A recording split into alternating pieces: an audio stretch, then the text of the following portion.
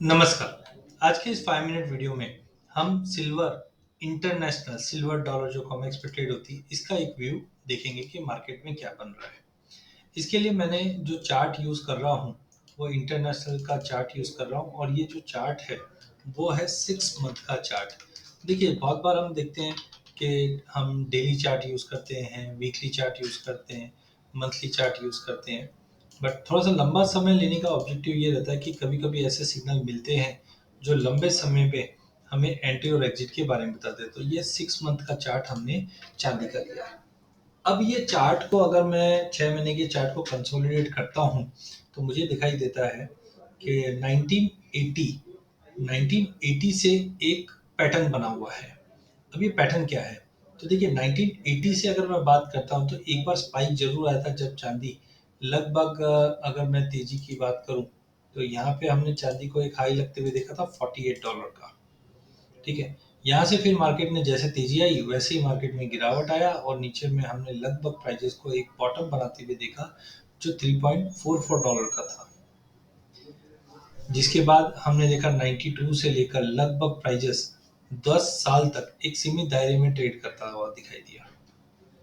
2003 के ऑनवर्ड्स ही हमने देखा जैसे जियोपॉलिटिकल टेंशन बढ़ना चालू हुआ और डिमांड में थोड़ी बहुत इम्प्रूवमेंट हुई, हमने प्राइसेस में तेजी आती हुई देखी और जो चांदी करीबन आप मान के चलिए $4.5 का लो लगा रखी थी, वहां से ये तेजी बनती है और हमने 2008 में ही हमने फर्स्ट हाफ के अंदर $21 का हाई लगते हुए देखते हैं।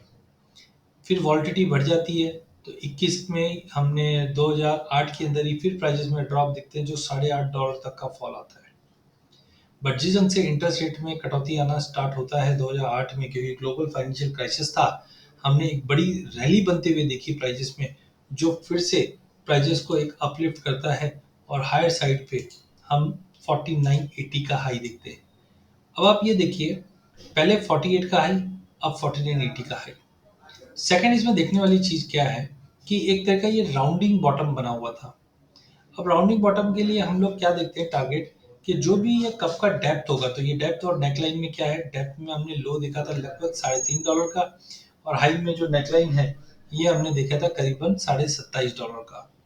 अब जैसे ये लेवल मार्केट ने ब्रीच किया लेट से $28 का, तो जैसे ये लेवल यहाँ पे हमने देखा कि अगर ये ब्रीच कर जाता है तो हम देखते हैं मार्केट में एक रनअप आता है और वो रनअप कितना होता है, वो रनअप होता है डेप्थ ऑफ दिस कप, जितना ये लेंथ है उतना ही लेंथ इधर होना चाहिए।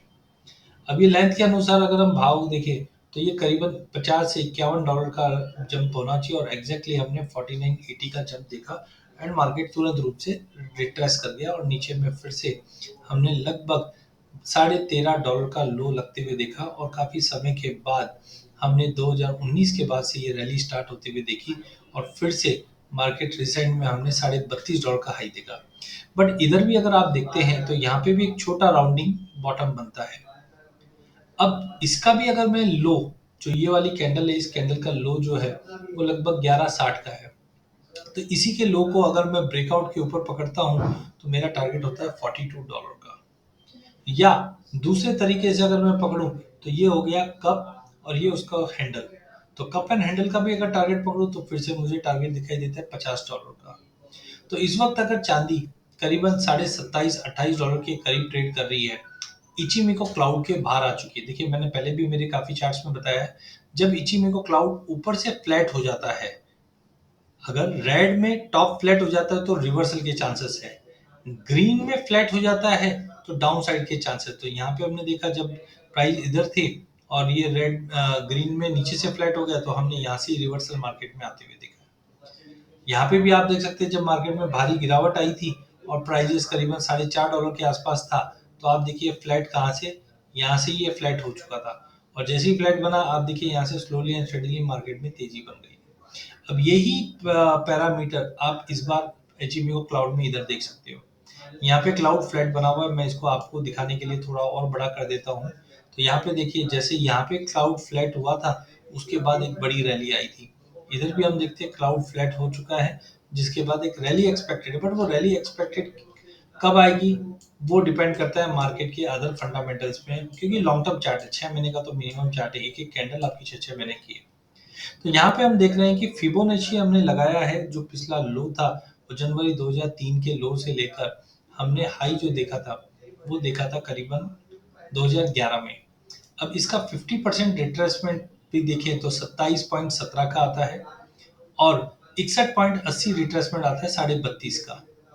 अब आप देख सकते हैं जब मार्केट ने यहाँ से फॉल हुआ उसके बाद आप देखते हैं कि 32 का लेवल, लास्ट 32.80 का लेवल जो लास्ट तोड़ा था मार्केट ने 2013 में तोड़ा था, और लगभग आज 11 साल के बाद भी हम ये लेवल तोड़ नहीं पा रहे हैं। टेक्निकली मुझे लगता है कि 61-80 मतलब 32.5 के ऊपर मार्केट एक बार क्लोज कर जाए तो डेफिनेटली अगला टारगेट करीबन $40 का रहेगा। इचिमिको क्लाउड के बाहर आ चुका है, इचिमिको क्लाउड फ्लैट हो चुका है, इसके लिए अच्छा ये दो ब्लू लाइन इसलिए इंपॉर्टेंट है क्योंकि ये एक तरह की नेकलाइन है। तो पहली जो नेकलाइन है वो $28 की है, तो आप देख सकते हैं $28 के ऊपर हम यहाँ पे गए नहीं, और जैसे ही गए उसके ऊपर नीचे ही चल रहा है कंटिन्यू। और जैसे हम $28 के ऊपर आ गए थे तो कम से कम 2 ढाई साल तक हम देख रहे हैं कि प्राइजेस करीबन 26 के नीचे नहीं गए। तो 26 से 28 का जो रेंज है वो काफी क्रुशियल है। 2013 में जैसे ही हमने $26 का लेवल ब्रीच किया, मार्केट में बड़ी गिरावट आई और हमने लगभग 12, साढ़े 12, $13 के आसपास का लो लगते हुए देखा था। अब हम देख रहे हैं कि ये $28 के ऊपर सस्टेन नहीं कर पा रहा है, चाहे हम 2020 की रैली पकड़े, 21 की पकड़े, जिसके बाद मार्केट अपने आप को करेक्ट करते हुए 2022 के अंदर लगभग हमने लो जो देखा था वो देखा था $17.5 का, और अब रिकवर करके मार्केट ने रिसेंटली जनवरी के अंदर फर्स्ट हाफ के अंदर इनफैक्ट फर्स्ट हाफ के अंदर हाई में 32.5 का ही हाई मारा है। अब हमको क्या देखना है कि मार्केट की कंडीशन अगले 6 से 8 महीने की या साल भर की क्या रहेगी।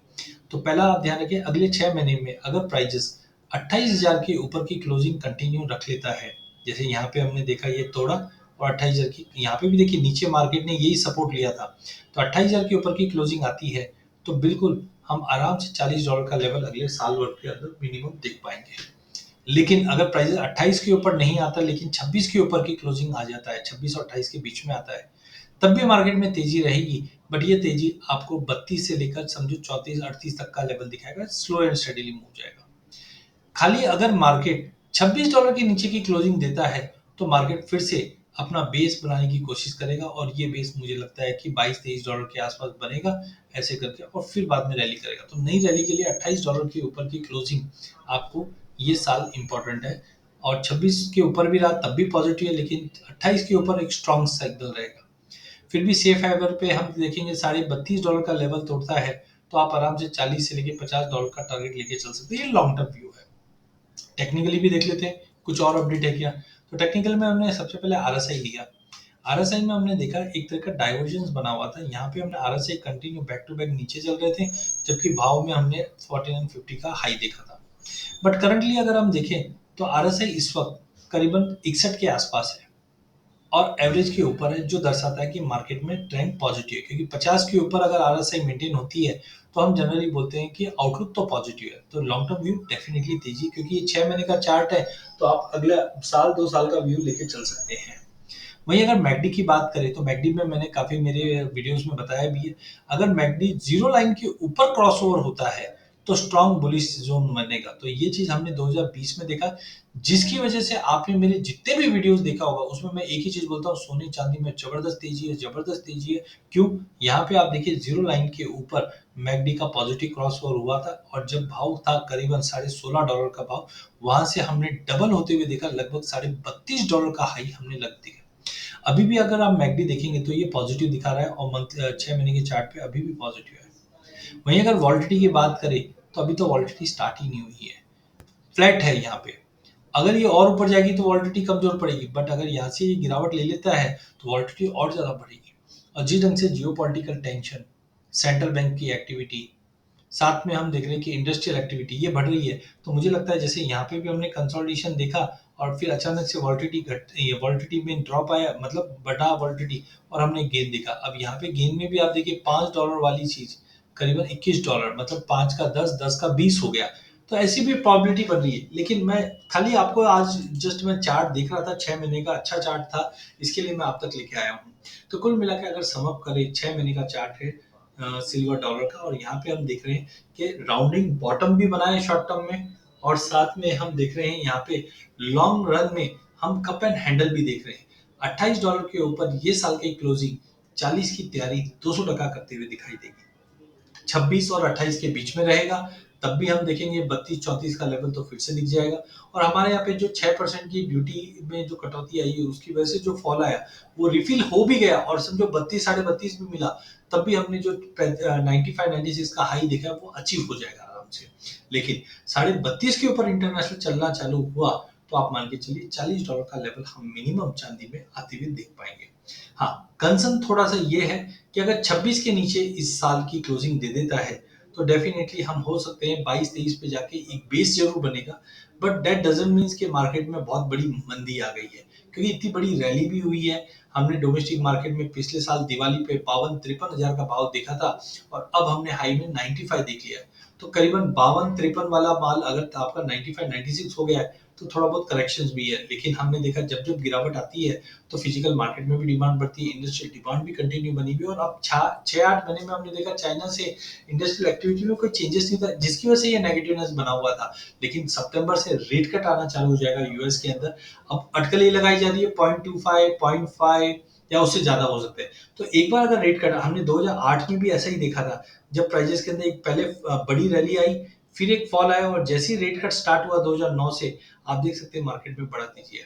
तो जैसे ही आप रेट कट की न्यूज देखोगे, आते हुए देखोगे, न्यूज तो हम लोग पिछले एक साल से सुन रहे हैं कि रेट कट आएगा यूएस में, लेकिन आज बैंक ऑफ कनाडा ने भी रेट कट किया है, ईसीबी रेट कट करी है, यूके रेट कट कर रहा है, इंडिया भी अगले 2-3 महीने में रेट कट आएगा। तो जैसे जैसे रेट कट आएगा हम देखेंगे कि चांदी को और सोने को एक अच्छा अपलिफ्ट मिलेगा। तो इसी के साथ मैं मेरा सेशन एंड करता हूँ। चैनल को जरूर सब्सक्राइब कीजिए, और जरूर कमेंट में डाल के देखिए ये जो व्यू हमने 6 महीने पे देखा है ये आपको कैसा समझ में आता है।